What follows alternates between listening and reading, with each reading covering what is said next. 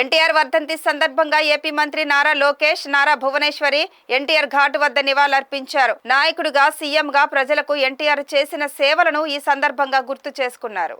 ఈ సందర్భంగా లోకేష్ మాట్లాడుతూ ఎన్టీఆర్ అప్పట్లో తెలుగుదేశం పార్టీని స్థాపించి ఒక ప్రభంజనం సృష్టించారని అన్నారు. అన్ని రంగాల్లోనూ సంస్కరణలు చేపట్టారని చెప్పారు. టీడీపీ పార్టీలో 1 కోటి మంది సభ్యత్వాలు తీసుకోవటం గర్వకారణమన్నారు. తెలుగు జాతి ఎక్కడ ఉన్నా అగ్రస్థానంలోకి ఎదగాలని లోకేష్ ఆకాంక్షించారు. ఎన్టీఆర్ రాజకీయాల్లో మహానాయకుడిగా రాణించారని, ఎన్టీఆర్ అనేది ఒక పేరు కాదు, ప్రభంజనమని వ్యాఖ్యానించారు. మిత్రులందరూ నమస్కారం.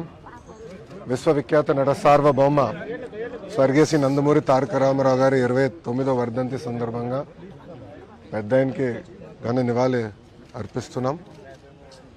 ఎన్టీఆర్ అనేది కేవలం 3 అక్షరాలు కాదు, ఒక ప్రభంజనం. అటు సినిమా రంగంలో కానివ్వండి, రాజకీయాల్లో కానివ్వండి ఆయన నంబర్ 1గా నిలిచిన వ్యక్తి. సినిమాలో మనం ఒకసారి చూస్తే, ఆయన చరిత్రగానే ఒకసారి చూస్తే అన్ని రకాల సినిమాలు ఆయన చేశారు. ఒక మార్క్ అనేది నిలబెట్టారు. దాని తర్వాత రాజకీయాల్లోకి వచ్చిన తర్వాత కేవలం 9 నెలల్లో ఒక ప్రభంజనం సృష్టించి తెలుగుదేశం పార్టీని అధికారంలోకి తీసుకొచ్చిన వ్యక్తి అన్న ఎన్టీఆర్.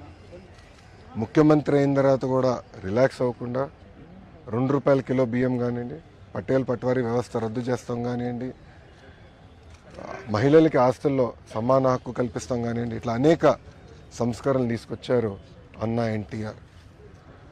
అన్న ఎన్టీఆర్ వల్లనే ఈరోజు తెలుగులో తలెత్తుకుని తిరిగే పరిస్థితి వచ్చింది. ఆనాడు భారతదేశంలో తెలుగు అంటే మద్రాసీలు అనేవారు. కానీ తెలుగు జాతి గర్వించే విధంగా ఆయన మన గలం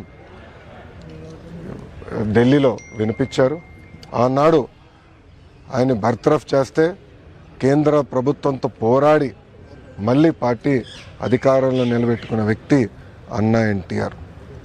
ఒక వ్యక్తితో ప్రారంభమైన తెలుగుదేశం పార్టీ ఈరోజు 1 కోటి మందితో సభ్యత్వాలు తీసుకుని నిజంగానే చాలా గర్వకారణం.